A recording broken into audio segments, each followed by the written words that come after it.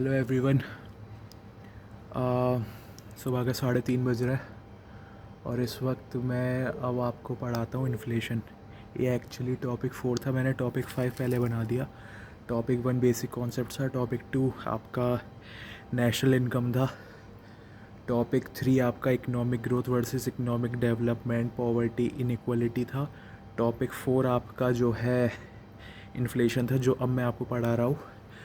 और टॉपिक 5 आपका मैंने आपको पढ़ा दिया है, वो मैंने अपलोड कर दिया है, जो आपका इंडियन टैक्स स्ट्रक्चर है। ठीक है, अब बात करते हैं इन्फ्लेशन आखिर होता क्या है। इन्फ्लेशन का वन वर्ड में हिंदी मीनिंग है महंगाई। ठीक, अब इन्फ्लेशन का महंगाई का मतलब ये नहीं है कि कोई चीज़ 2-3 घंटे के लिए बढ़ गई। इन्फ्लेशन का मतलब होता है एक सर्टेन पीरियड ऑफ टाइम के लिए टमाटर के दाम बढ़ गए हैं। ये नहीं है कि आज टमाटर इतने के थे 2 घंटे बाद इतने के हो गए, ऐसा नहीं होता है। ठीक है, एक सर्टेन पीरियड ऑफ टाइम के लिए टमाटर के दाम बढ़ गए, इसको हम इन्फ्लेशन बोलते हैं। ठीक है, इसका बेसिकली ये मीनिंग भी होता है कि मनी की परचेजिंग पावर में गिरावट आ जाती है। मनी की परचेजिंग पावर मीन्स मान लो कि आज मैं 1 किलो टमाटर 100 रुपये के है, ठीक है, और मैंने जो है 100 रुपये के 1 किलो टमाटर ख़रीद लिए, लेकिन आज से 1 साल बाद मान लो टमाटर महंगे हो गए और 1 किलो टमाटर 200 रुपये के मिल रहे हैं। तो 200 रुपये के यदि 1 किलो मिल रहा हो, मेरे पास 100 रुपये है, तो मैं आधे किलो टमाटर ख़रीद पाऊँगा। इसको बोलते हैं fall in purchase of money. ठीक है, अब इस महंगाई को और अच्छे से समझने के लिए अपन लोगों को डिमांड और सप्लाई का कॉन्सेप्ट समझना होगा। मान लो कि मुझे जो है, नहीं, किसी उदाहरण से समझते हैं। मान लो टमाटर में कीड़े लगे हुए हैं। ठीक है, टमाटर बेसिकली हर उसमें सब्जी में बनता ही है, सैलड में भी होता है, सब्जी में भी जो है टमाटर होता है, टमाटर की चटनी भी बनती है। ठीक है, टमाटर जो है आपका पिज़्ज़ा में भी आता है। ठीक है, तो टमाटर में मान लो कीड़े लग गए हैं। ठीक है, और मैं इस वक्त बात कर रहा हूँ नरोरा की, NPCIL की। ठीक है, अब मान लो टमाटर में मैं टमाटर बेच रहा हूँ कलकत्ती नरोरा में। ठीक है, अब कलकत्ती नरोरा में मैंने जो है टमाटर बेचे और जो है उसमें कीड़े लग गए, लेकिन ख़रीदने वाले तो उतने ही हैं। ठीक है, डिमांड लोगों की उतनी है लेकिन सप्लाई कम है। तो अब जब सप्लाई हो ही नहीं रही, डिमांड ज़्यादा है, तो महंगाई बढ़ती है। और इसको अच्छे से समझते हैं। मान लो कि आपकी सैलरी है आज 50,000 रुपये। ठीक है, लेकिन अब आपकी प्रमोशन हो जाता है और अब आपकी सैलरी हो गई 1 लाख रुपये। ठीक है, मान लो यहाँ NPCIL है, पावर प्लांट है, सारे एम्प्लॉयज़ का जो है सबको जो है प्रमोशन दे दिया। ठीक है, सेंट्रल गवर्नमेंट ने। अब सबके जो है 1-1 लाख रुपए हो गए। 1 लाख रुपए तो होती है, मतलब एक एज्यूम करके चल लो 1-1 लाख रुपए हो गए। ठीक है, अब सबको टमाटर चाहिए और टमाटर बेचने वाला हूँ मैं। ठीक है, अब जब मैं टमाटर बेचने वाला हूँ और मेरे टमाटर में लग गए कीड़े, मान लो कि सारे टमाटरों में कीड़े नहीं लगे, थोड़े टमाटर ऐसे हैं जो बेचने लायक हैं, लेकिन मैं ये देख रहा हूँ कि ख़रीदने वाले आ गए बहुत सारे, तो मैं टमाटरों के दाम बढ़ा दूँगा। तो ऐसे महंगाई बढ़ जाती है। क्योंकि मेरे को पता है ना सामने वाले के भी जेब में पैसे हैं, तो और मेरे पास कम है वो चीज़, ख़रीदने वाले आ गए ज़्यादा, तो मैं जो है उसी हिसाब से पैसे मांगूंगा।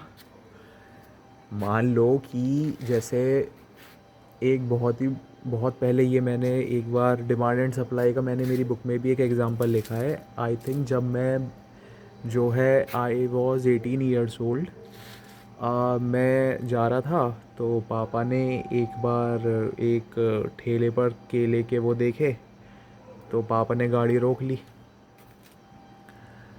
तो जैसी गाड़ी रोकी, तो अब वो नरोरामी बैराज की ही बात थी।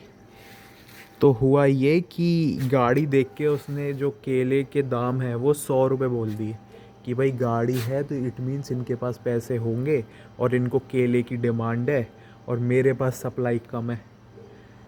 केले ठेले पे मैं समझता हूँ 2-3 दर्जन ही थे, 2-3 पेड़ थे केलों के।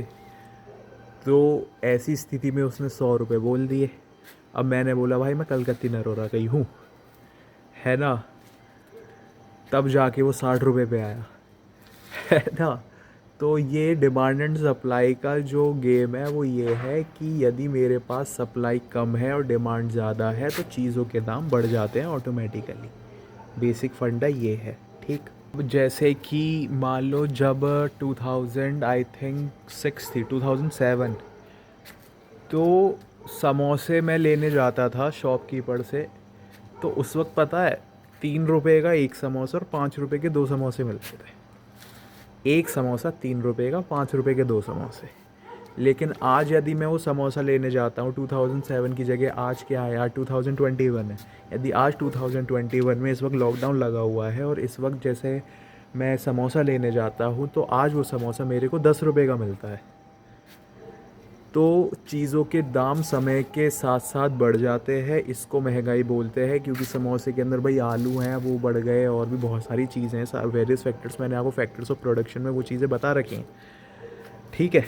ऐसे इन्फ्लेशन का अपोजिट डिफ्लेशन आता है। डिफ्लेशन में ये होता है कि सस्ती हो गई चीज़ें। डिफ्लेशन में मान लो पहले मैं टमाटर 100 रुपये का 1 किलो टमाटर था, अब वो टमाटर मैंने इन्फ्लेशन में आपको बताया था कि वो 200 रुपये का हो गया 1 किलो, लेकिन अब इसमें मैंने आपको डिफ्लेशन में अपोजिट होता है, तो 100 रुपये की जगह 50 रुपये का हो गया 1 किलो। तो ये मैं अब 2 किलो ख़रीद सकता हूँ क्योंकि मेरे पास 100 रुपये है, ठीक है। तो इन्फ्लेशन में purchasing power of money increase हो जाती क्योंकि आपने उसी पैसे से ज़्यादा आउटपुट ख़रीद लिया, ठीक है। इन्फ्लेशन हो गया, डिफ्लेशन हो गया, अब आता है डिसइन्फ्लेशन। डिसइन्फ्लेशन का सिंपल मीनिंग ये होता है कि आज टमाटर के दाम 100 रुपये थे, एक साल बाद 200 रुपये हो गए, फिर उसके बाद 50 रुपये हो गए, फिर उसके बाद मैं समझता हूँ, चलो 50 का नहीं, मतलब मान लो आज टमाटर 100 रुपये के थे, फिर 150 के हो गए, फिर 160 के हो गए। तो पहले 100 के थे, फिर 150 के हुए तो 50% बढ़ गए, उसके बाद 160 हो गए तो 10% बढ़ गए, 160 के बाद 200 बढ़ गए, फिर 40% हो गए। तो ये जो बढ़ने का जो वो है रफ्तार है वो कम है। इसको डिसइन्फ्लेशन बोलते हैं कि महंगाई बढ़ रही है लेकिन कम रफ्तार से बढ़ रही है, इसको हम डिसइन्फ्लेशन बोलते हैं, ठीक है। आता है स्टैग्नेशन। स्टैग्नेशन में इकोनॉमिक ग्रोथ पॉज हो जाती है। स्टैग्नेशन का मीनिंग ही होता है कि स्टैग्नेंट है, कि यार ये तो बिल्कुल रुक गया, ज़िंदगी ठहर सी गई है ना। तो स्टैग्नेशन में स्टैग्नेंट को बोलते हैं, जैसे हमारे यहाँ गंगा जी में बोलते हैं कि पानी स्टैग्नेंट हो गया, पानी बिल्कुल ठहरा हुआ है, पानी में ठहरे हुए पानी में मगरमच्छ होता है, ठीक है। तो स्टैग्नेशन का मीन्स होता है कि महंगाई बढ़ रही है और महंगाई बढ़ने से इकोनॉमिक ग्रोथ जो जीडीपी है वो भी रुक गई है। ऐसी स्थिति में बेरोज़गारी बहुत ज़्यादा बढ़ जाती है। अब ऐसे ही आता है माइल्ड इन्फ्लेशन। माइल्ड इन्फ्लेशन ये भी होता है कि क्रीपिंग इन्फ्लेशन। क्रीपिंग इन्फ्लेशन होता है कि बिल्कुल ही माइल्ड, कहते हैं ना माइल्ड फीवर है मेरे को तो हल्का सा ही बुखार है, तो इसमें इन्होंने जो रेशियो दे रखा है वो दे रखा है 3% का, कि यदि 3% के दर से महंगाई बढ़ रही है it means it is creeping inflation और माइल्ड इन्फ्लेशन, ठीक।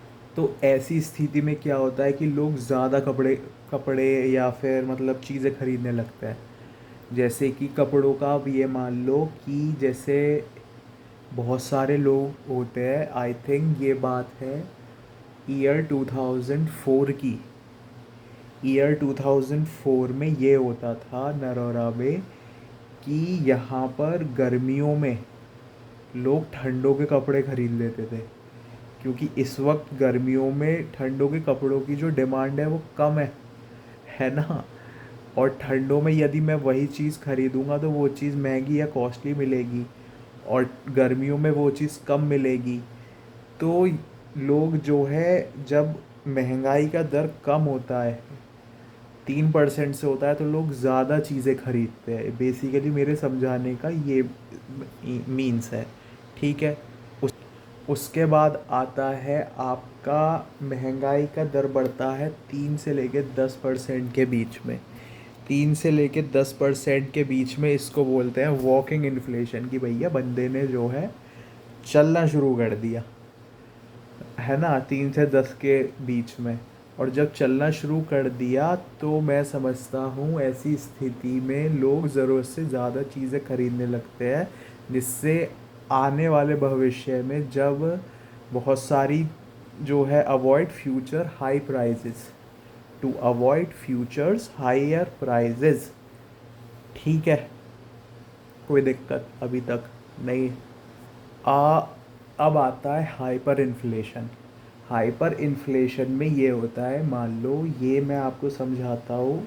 जब मैं 7th क्लास में था, आई थिंक मैंने कोई मूवी देखी थी हॉलीवुड की, उसमें वो जो है एक डकैती डालते हैं बैंक में, ठीक है, धूम की बात नहीं कर रहा, एक हॉलीवुड की मूवी थी, तो उसमें वो पैसे जो है करते हैं, डकैती की पैसे वो कर लेते हैं, ठीक है। अब उस स्थिति में क्या होता है कि मेरे मन में ये, मैंने पता नहीं किससे डिस्कस किया था उस वक्त, अपने किसी टीचर से या डिस्कस किया था, किसी सीनियर से डिस्कस किया था कि यार ये पैसे आते कहाँ से हैं। तो उन्होंने मुझे बताया कि ये जो पैसे हैं ये सरकार से पैसे आते हैं। अब जब सरकार से ये पैसे आते हैं तो ऐसी स्थिति में मैंने ये कहा कि सरकार के पास पैसे हैं तो सरकार और पैसे छाप दे, क्योंकि मैंने उस मूवी में देखा था कि पैसे छापने की मशीन थी एक नकली नोट की, जिससे नकली नोट वो बहुत सारे छाप रहे थे। तो मेरे मन में ये सवाल आया कि यदि नकली नोट को छापने की मशीन है तो असली नोट को छापने की मशीन भी गवर्नमेंट के पास होती होगी, तो सरकार जो है पैसे क्यों नहीं छापती। गरीबी इतनी इंडिया में क्यों है ना, क्योंकि मैंने गंगा जी के घाटों में जाते जाते देखता था, मकर संक्रांति पर मैं जाता था, 13 जनवरी को मकर संक्रांति होती है हर ईयर को, है ना, तो मैं खिचड़ी बांटने जाता था गंगा जी पे। तो मल्लाहों की जगह है, मल्लाह जो होते हैं जिनको वरदान होता है कि वो गंगा जी में कभी डूबेंगे नहीं, तो मैं वहाँ पे जाता था तो मैं देखता था कि उनके घर में बहुत बुरी हालत थी, पहनने को कपड़े नहीं है, खाने को रोटी नहीं है, यदि कोई खाना बांटने आ रहा है तो वो टूट पड़ते थे कि यार आज हमें अच्छा हलवा मिल गया खाने को, सूजी का हलवा, या खिचड़ी मिल गई खाने को, ये सारी चीज़ें मिल गई, ठीक है। अब ऐसी स्थिति में क्या होता है कि मैंने ये एग्ज़ाम्पल समझा था, ये चीज़ मेरे को बाद में बहुत समझ में आई जब मैंने आपको ये बात, मैंने अभी शायद वीडियो में पहले भी बोली है, वो जो केले वाला एग्ज़ाम्पल था कि when I was 18 years old, जब मेरे पापा और मैं जो है गाड़ी से बैराज, नरोरा बैराज से होकर गुज़र रहे थे और हमें ठेले से केला ख़रीदना था, और ठेले ने गाड़ी को देखकर 100 रुपये दाम बोल दिए केले के। अब यदि 100 रुपये यदि उन्होंने दाम बोल दिए केले के और मैंने उतर के बोला कि भाई मैं कलकत्ती नरोरा का ही हूँ, तो फिर उसने 60 रुपये बोल दिया। इट मीन्स हाइपर इन्फ्लेशन में ये होता है कि मान लो टमाटर आज 100 रुपये का है और वो फिर 200 का हो गया, फिर 400 का हो गया, फिर 800 रुपये का हो गया। तो 800 रुपये का जब टमाटर हो जाता है तो लोगों के पास तो पैसे ही नहीं है, तो वो फिर टमाटर को ख़रीदते नहीं। अब ऐसे में स्थिति में सरकार के पास ये समस्या आती है कि यार एक तो टमाटर की सप्लाई वैसी कम थी, अब शून्य हो गई है बिल्कुल सप्लाई, तो ऐसी स्थिति में हम क्या करें कि 800 रुपये के जो टमाटर हैं ये भी बिकने लगे। तो ऐसी स्थिति में मान लो सरकार ने पैसे छाप दिए और सबको दे दिए, मान लो उन्होंने जिनके पास पैसे नहीं थे उनको सबको दे दिए, ठीक है, अच्छा साहब ठीक है। अब उन्होंने ऐसी स्थिति में क्या करा कि जो है अब सबके पास वो पैसे आ गए, अब जो टमाटर बेच रहा है, अब ये बात उसको मालूम है कि तेरे पास सामने वाले के पास पैसे हैं, तो वो 800 रुपये के टमाटर नहीं देगा, फिर वो 800 की जगह 2000 रुपये के टमाटर दे देगा। जो मैंने ये केले वाला आपको एग्जांपल बताया कि केले 60 रुपये दर्जन है, और मैं यदि केला बेच रहा हूँ और आप मेरे से केले ख़रीदने आते हो और मैंने ये देख लिया कि नॉर्मली मेरे पास जो कस्टमर या कंज्यूमर आता है वो पैदल चल के आता है, इसलिए मैं उनकी हालत देखकर उनको 60 रुपये बोलता हूँ। लेकिन आज मेरे सामने कोई गाड़ी से आया तो मेरे को ही पता चल गया कि इसके पास गाड़ी है, तो इट मीन्स इसकी जेब में तो पैसे एक्स्ट्रा है, तो मैं इसको 60 रुपये की जगह मैं इसको 100 रुपये का केला दूंगा। तो जो बेचने वाला होता है वो भी कोई दिमाग से पैदल नहीं है ना। तो वो 800 रुपये का टमाटर यदि सरकार ने सबको टमाटर दे दिया, यदि कोई पूछे, यदि कोई 7th क्लास का आउट ऑफ क्यूरियोसिटी पूछता है आपसे, जैसे मैंने 7th क्लास में आउट ऑफ क्यूरियोसिटी ये पूछा था कि यदि इंडिया में इतनी गरीबी है तो सरकार पैसे क्यों नहीं छापती, यदि पैसे की इतनी दिक्कत है तो सरकार के पास मशीन होनी चाहिए। यदि क्रिमिनल्स के पास नकली नोट छापने की मशीन है तो गवर्नमेंट के पास असली नोट छापने की मशीन होगी। तो सरकार पैसे छाप के वो इसलिए नहीं दे सकती कि यदि सरकार ने सबको पैसे दे दिए तो पैसे की वर्थ ही ख़त्म हो जाएगी। पैसे की जो किसी भी चीज़ की वर्थ तभी तक होती है जब वो बहुत कम लोगों के पास होती है। जब सबके पास वो सेम चीज़ आ जाती है तो उसकी वर्थ कम हो जाती है हमेशा से। इसीलिए जो है सरकार सबको पैसे वो नहीं दे सकती, क्योंकि यदि 800 रुपये किलो के टमाटर हैं और सरकार ने सबको पैसे दे दिए तो वो 800 रुपये का टमाटर मैं बेचूंगा ही नहीं, वो मैं 2000 रुपये का टमाटर बेचूंगा। ठीक है, इसको हाइपर इन्फ्लेशन बोलते हैं। अब मान लो रियल इंटरेस्ट रेट के बारे में बात करते हैं कि इंटरेस्ट रेट का और इन्फ्लेशन का आपस में क्या संबंध है। मान लो कि मेरे पास 100 रुपये है, मैंने उसकी एफडी करवाई और मैंने बैंक में जमा कर दी। एफडी का मैंने आपको बेसिक कॉन्सेप्ट्स में क्या बताया था कि यदि इंटरेस्ट रेट 6% है और मैंने बैंक को 100 रुपये दिए तो वो 1 साल बाद मेरे को 106 रुपये देगा। तो सुनने में ये ऐसा लग रहा है कि मैंने 100 रुपये बैंक को दिए और उसने बदले में मेरे को 1 साल बाद 106 रुपये दिए। इट मीन्स मैं 6 रुपये कमा रहा हूँ, इट मीन्स मैं एडवांटेज में जा रहा हूँ। लेकिन ये ऐसा एक्चुअल में नहीं है। आइए समझते हैं। वाइट बोर्ड की मुझे नहीं लगता ज़रूरत है, मैं ऐसे ही समझा दे रहा हूँ आपको एग्जाम्पल से, आपको पूरी इकोनॉमिक समझ में आ जाएगी। मैं आपको बता देता हूँ, कोई इसमें ऐसी दिक्कत नहीं। मान लो कि आप पैसे क्यों कमाना चाहते हो। चलो मैं कह रहा हूँ कि यदि आपको बेसिक, यदि कोई एक्स्ट्रा ऑर्डिनरी इंसान है जिसको एक्चुअल में सोशल वर्कर बनना है या कोई और है, उसकी हम बात नहीं कर रहे। 99% लोगों को अपनी जेब में पैसे चाहिए, इसलिए वो मेहनत करते हैं। ठीक है, क्यों चाहिए पैसा, पैसे का आप क्या करोगे। चलिए मान ली मैंने जो है आपको 1 करोड़ रुपए दे दिया, मेरे पास 1 करोड़ रुपए आ गए। ठीक है, उस 1 करोड़ का मैं क्या करूँगा। 1 करोड़ का कुछ तो करूँगा ही, क्योंकि भाई छाती पर रख के तो आदमी लेकर जाएगा नहीं वो 1 करोड़ रुपए। ठीक है, लिमिटेड लाइफ स्पैन है, हर किसी को 62 साल का ही जीवन मिला हुआ है, 62 या 63 साल का।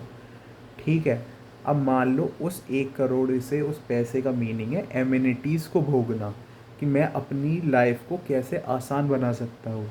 इसीलिए पैसे का जो है मीनिंग, मतलब बेसिक पर्पस पैसे कमाने का ये होता है सिंपल, कि मेरे पास यदि पैसे आ जाएं तो मैं अपनी जो स्टैंडर्ड ऑफ लिविंग है उसको मैं इम्प्रूव कर सकूँ, मैं गाड़ी अच्छी खरीद सकूँ, मैं घर अच्छा खरीद सकूँ, मैं अच्छे कपड़े पहन सकूँ, मैं अच्छा जो है देश विदेश घूम सकूँ। ठीक है, ये सब चीज़ें आनी चाहिए। ठीक है, अब मान लो कि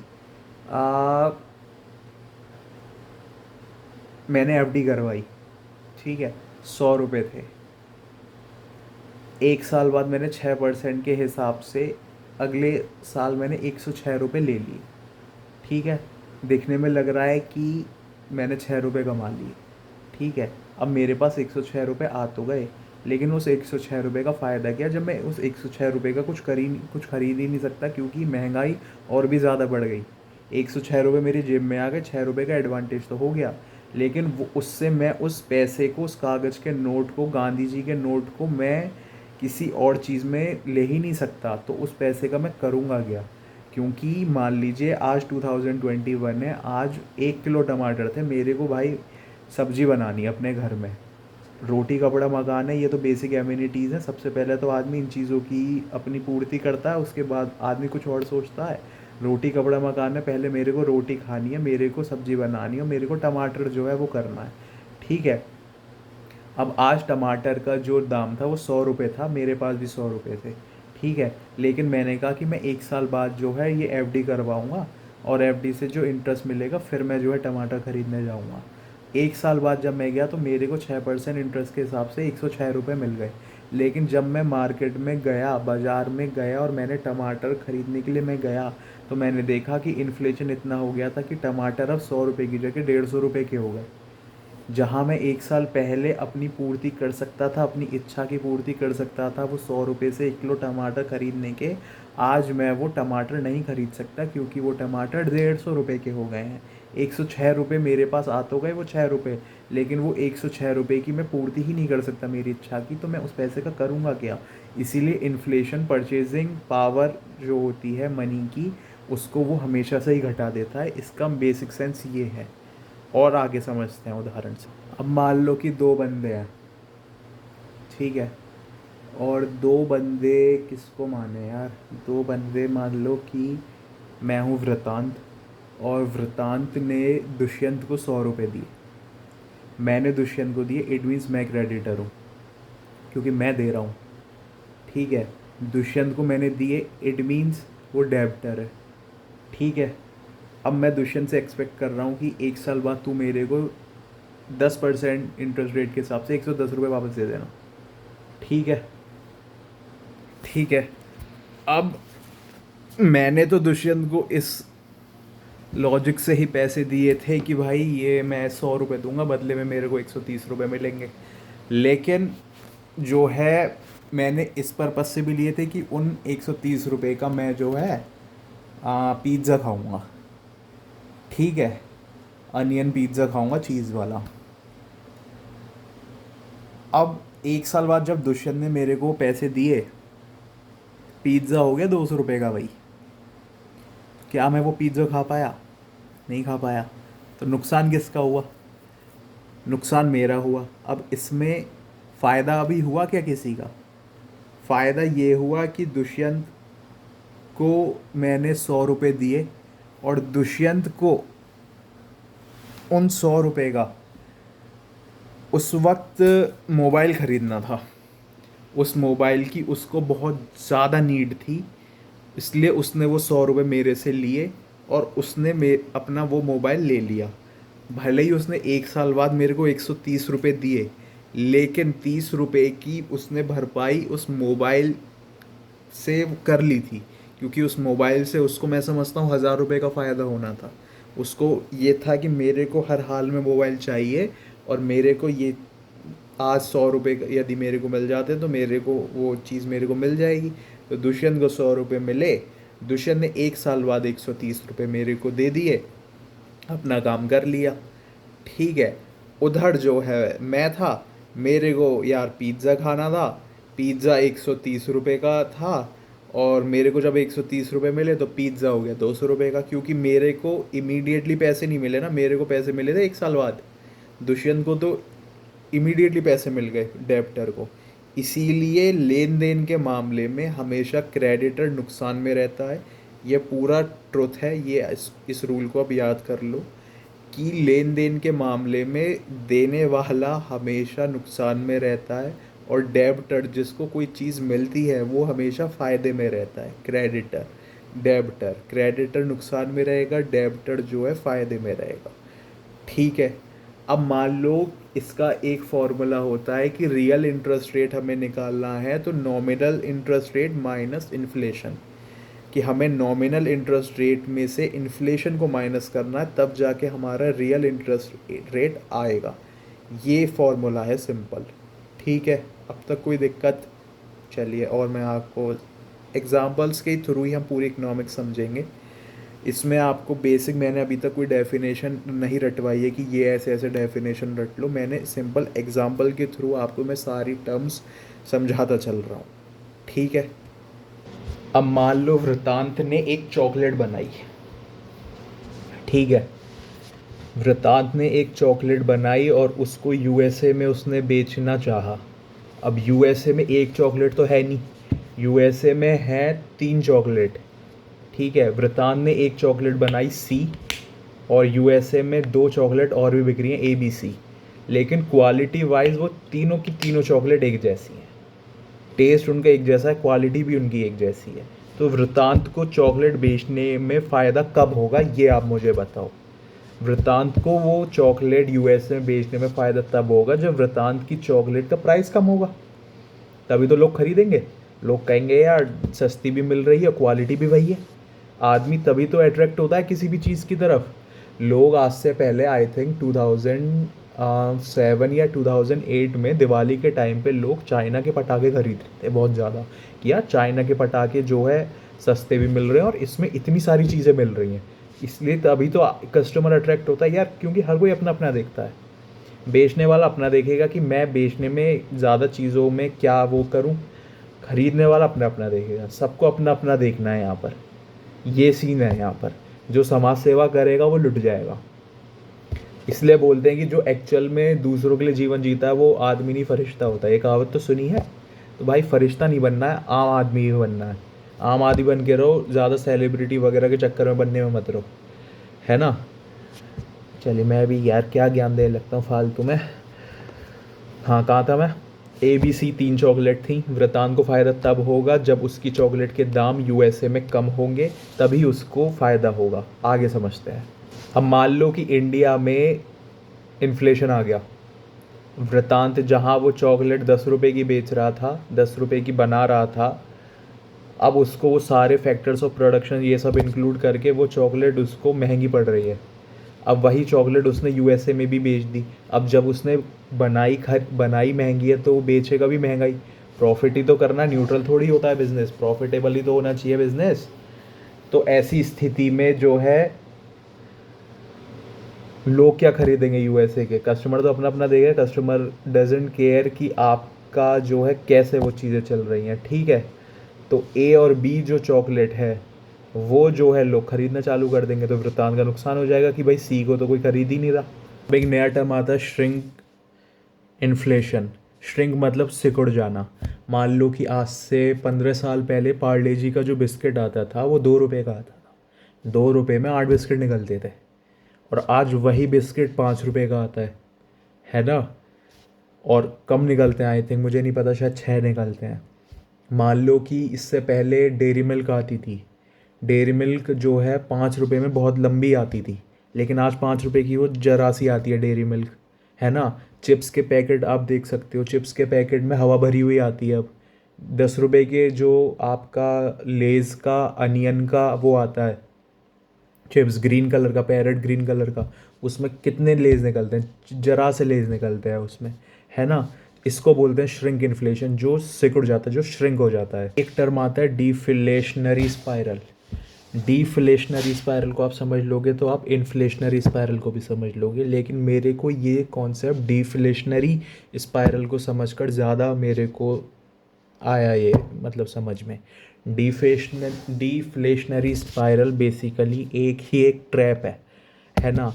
इस ट्रैप को समझते हैं क्या है ये। मान लो कि मार्केट में किसी चीज़ की डिमांड कम है, ठीक है, तो उसके दाम भी गिर जाते हैं। कैसे गिर जाते हैं? यार यहाँ पे रखी है क्या वो चीज़, रखी है, लकीली वो चीज़ रखी है। बेसिकली ये मैंने मेरी वैसे तो बुक में लिखा है ये, सेकंड क्लास में जब मैंने इस कॉन्सेप्ट को पहली बार समझा था। कॉन्सेप्ट मुझे नहीं पता था, इसको इकोनॉमिक्स बोलते हैं, मैंने तो इस कॉन्सेप्ट को समझा था। ये एक कॉमिक्स है, शक्तिमान, महान शक्तिमान, ठीक है।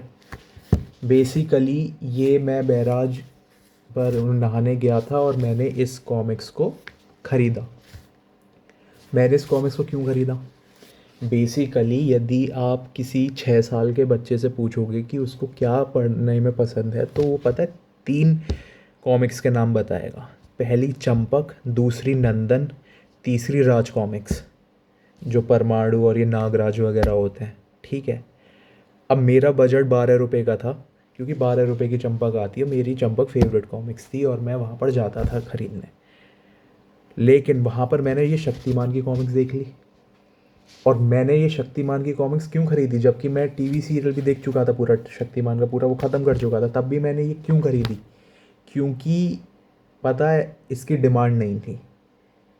डिमांड नहीं, मुझे इस बात से क्या मतलब, मैं तो अपना देखूंगा, मैंने बोली थी हर कोई अपना अपना देखता है। एज अ शॉपकीपर इसकी डिमांड नहीं थी, ये बात शॉपकीपर को मालूम थी। शॉपकीपर ने कस्टमर को ये कॉमिक्स बेचने के लिए, ब्लैक एंड वाइट है ये पूरी बाहर से ही कलर्ड है ये। मैंने बस घर पे जाके खोली और मेरे मुंह से निकला, अरे यार ये तो ब्लैक एंड वाइट है। मैंने बस कलर्ड कॉमिक्स मैंने बस देखा, क्योंकि मैं 6 साल का था, मुझे ज़्यादा पता नहीं था। तो एज अ शॉपकीपर इसकी डिमांड कम थी, शॉपकीपर को मालूम था ये बिक नहीं रही, अब इसको कैसे बेचा जाए। तो शॉपकीपर ने कस्टमर को लुभाने के लिए, अट्रैक्ट करने के लिए इसका दाम रखा 5 की 1, 10 रुपये की 4। अब कोई 6 साल का बच्चा है जिसको चंपक खरीदनी है, 12 रुपये की एक चंपक आती है। अब उसी शॉपकीपर पे उसको एक और कॉमिक्स दिखाई दें और वो उससे कहे शॉपकीपर 5 की 1, 10 रुपये की 4 कॉमिक्स, कोई भी बच्चा आ जाएगा। मैं तो आ गया था। तो मैंने 10 रुपये की 4 कॉमिक्स खरीदी। शक्तिमान, पंचतंत्र की कहानियाँ, हितोपदेश की कहानियाँ, अकबर बीरबल, है ना, अकबर बीरबल के, और तेनालीरामन, और चुटकुलों के, वो बहुत सारी वो मेरी रखी हुई है। वो मैंने आज तक इनको कोई नहीं छू पाया मेरे अलावा, है ना। तो आई थिंक जो है, जब डिमांड गिरती है किसी चीज़ की तो उसके दाम भी गिरते हैं। मान लो ये शक्तिमान की कॉमिक्स हर कोई पढ़ना चाहता, तो वो ये 5 रुपये की जगह 25 रुपये की देता, क्योंकि राज कॉमिक्स 25 रुपये की आती थी और मैं राज कॉमिक्स किराए पर कॉमिक्स लेकर पढ़ता था चंदौसी में। चंदौसी में सीता रोड पर, जहाँ पर मुनीश सर हैं, मुनीश सर की जो ट्यूशन की कोचिंग है उनके बराबर में एक शॉपकीपर है, वहाँ पर किराए की कॉमिक्स मिलती थी। और 25 रुपये की मैं राज कॉमिक्स पढ़ता था उनसे किराए पर लेकर, क्योंकि राज कॉमिक्स की डिमांड ऑब्वियसली ज़्यादा थी, इसलिए वो 25 रुपये की मिलती थी। लेकिन इस शक्तिमान की कॉमिक्स की डिमांड नहीं है ज़्यादा, इसीलिए 5 की 1 10 की 4 मिली। इसी एग्ज़ाम्पल से हम समझते हैं कि जब वस्तुओं की डिमांड कम होती है तो उनका प्राइस भी कम हो जाता है, ठीक है। और जब प्राइस कम हो जाता है और जब दाम नीचे आ रहे होते हैं तो हो सकता है एक समय के बाद कंपनी दिवालिया हो जाए। आज के समय कोई नहीं खरीदता, कोई मतलब चंपक तो आती हैं लेकिन शक्तिमान की कॉमिक्स कोई नहीं खरीदता। वो कंपनी दिवालिया हो गई वो कॉमिक्स की, कोई खरीद ही नहीं रहा एक टाइम की। मान लो मैं एक बार को आ गया, लेकिन हर रोज़ थोड़ी कोई खरीदेगा कॉमिक्स। 6 महीने में एक बार, 4 महीने में एक बार कोई खरीद लेगा, है ना। जब कंपनी दिवालिया हो जाएगी तो कंपनीज़ में जो वर्कर्स एम्प्लॉयज़ काम करते हैं उनको भी नौकरी से निकाला जाएगा। कंपनी का मालिक कहेगा भैया कॉमिक्स अब ये बिक ही नहीं रही, तो मैं आपको अब क्यों रखूँगा, जब ये इसकी जो डिमांड ही नहीं है। तो वो एम्प्लॉयज़ को बाहर निकाल देगा। एम्प्लॉयज़ को बाहर जब निकाल देगा, अब जब एम्प्लॉयज़ को बाहर निकाल देगा तो एम्प्लॉयज़ अपना घर कैसे चलाएंगे। जब अपना घर नहीं चलेगा तो उनके पास पैसे कहाँ से आएंगे। अब जब पैसे नहीं आएंगे तो वो चीज़ों को ख़रीद ही नहीं पाएंगे। जब चीज़ों को नहीं ख़रीद पाएंगे तो उस चीज़ की डिमांड ही ख़त्म हो जाएगी। कोई आदमी किसी चीज़ को ख़रीद ही नहीं रहा क्योंकि उसमें पैसे ही नहीं है। इसको डिफ्लेशनरी स्पाइरल बोलते हैं, पूरा ट्रैप है ये एक, ठीक है। ऐसे अब एक टर्म आता है स्क्यूफ्लेशन। स्क्यूफ्लेशन क्या होता है यार। स्क्यूफ्लेशन में होता है कुछ चीज़ों की ऊपर महंगाई आ गई लेकिन कुछ चीज़ों के दाम वैसे के वैसे ही हैं। टमाटर के दाम बढ़ गए लेकिन आलू उतने के ही उतने हैं, प्याज उतने की उतनी है। ये सीन होता है। अब आता है फ़िलिप्स कर्व। फ़िलिप्स कर्व को समझाने के लिए मैं बेसिकली आपको बताता हूँ कि अब मान लो कोई लैपटॉप की कंपनी है। एक लैपटॉप 1 लाख रुपए का मिल रहा है, और यदि वो 1 लाख रुपए का एक लैपटॉप मिल रहा है, इट मीन्स कि मैं यदि उसे बेच दूँ लैपटॉप को तो मेरी ज़्यादा से ज़्यादा बिक्री होंगी, तो मेरे को ज़्यादा से ज़्यादा प्रॉफिट होगा। मैं तो यही चाहूँगा ना, यदि 1 लाख रुपए का एक लैपटॉप मिल रहा है और मेरे लैपटॉप ये जल्दी से जल्दी ज़्यादा से ज़्यादा बिकेंगे तो मैं जो है ये कर पाऊँगा अच्छे से, है ना। तो ऐसी स्थिति में कंपनी वाले क्या करते हैं, लेबर्स को जल्दी से जल्दी हायर करते हैं जो लैपटॉप के प्रोडक्शन में उन्हें मदद दे सके, क्योंकि ज़्यादा से ज़्यादा लेबर आएगी, ज़्यादा से ज़्यादा वो लैपटॉप बनाएंगे और ज़्यादा से ज़्यादा लैपटॉप बिक पाएंगे, क्योंकि वो लैपटॉप बिक रहा है इस वक्त 1 लाख रुपए का। लैपटॉप छोड़ो, वो ठंड वाला एग्जांपल मैंने आपको बताया था 2003 में नरोराबे जो है ठंडों में लोग ख़रीदते ही नहीं थे, गर्मियों में लोग जैकेट ख़रीदते थे। अब मान लो इसका एग्ज़ाम्पल ले लो कि यदि ठंड आ गई और ठंडों में ही लोगों को कपड़े ख़रीदने हैं, और मैं कह रहा हूँ कि मेरी एक जैकेट जो है 1000 रुपये की बिक रही है। अब 1000 रुपये की यदि कोई जैकेट बेच रहा है तो ऐसी स्थिति में मैं तो यही चाहूँगा ना कि जल्दी से जल्दी मेरी जैकेट्स बिके, तो मैं मेरी इंडस्ट्री में ज़्यादा से ज़्यादा जो है लेबर्स को हायर करूँगा। और जब सारे के सारे लेबर्स को मैं हायर करूँगा तो मेरे जैकेट जो है ज़्यादा बिकेंगे। तो ऐसी स्थिति में क्या होता है कि जब महंगाई बढ़ती है तो अनएम्प्लॉयमेंट कम होता है, क्योंकि महंगाई तो बढ़ रही है लेकिन उस चीज़ को ख़रीदे बगैर काम भी नहीं चल सकता लोगों का, तो लोग उसको महंगाई में भी ख़रीद रहे हैं कि मेरे को भाई ठंड में जैकेट चाहिए चाहिए, नहीं तो मेरी तो जान ही चली जाएगी। तो यदि जैकेट 1000 रुपये की भी है तो मेरे को वो 1000 रुपये की खरीदनी है, चाहे महंगाई क्यों ना हो। अब यदि लोग तो अपना देख रहे हैं, बेचने वाला अपना देखेगा। अब मैं कह रहा हूँ कि लोग तो 1000 रुपये की खरीद ही रहे हैं, तो यदि खरीद रहे हैं तो मैं तो उन्हें ज़्यादा से ज़्यादा बेचूंगा। तो जब महंगाई बढ़ती है तो अनएम्प्लॉयमेंट कम होता है, ठीक है। ऐसा फिलिप्स ने बोला। फिलिप्स थे कोई इकोनॉमिस्ट, उन्होंने बोला। लेकिन ऐसा पता है हर मामले में ये बात सच नहीं हो पाई। मोस्टली केसेस में थी लेकिन हर मामले में नहीं थी। और वो जो बाकी के मामले हैं उनको समझते हैं। अब मैंने आपको स्टैगफ्लेशन बताया था। स्टैगफ्लेशन में मैंने आपको ये बताया था कि कोई चीज़ कांस्टेंट होती है ना। यदि इन्फ्लेशन बढ़ रहा है, महंगाई बढ़ रही है, तो उसमें अनएम्प्लॉयमेंट भी इंक्रीज़ होता है अकॉर्डिंग टू स्टैगफ्लेशन। अब फिलिप्स कह रहे हैं कि जब महंगाई बढ़ती है तो अनएम्प्लॉयमेंट कम होता है, ये कह रहे हैं अनएम्प्लॉयमेंट जो है ज़्यादा होता है।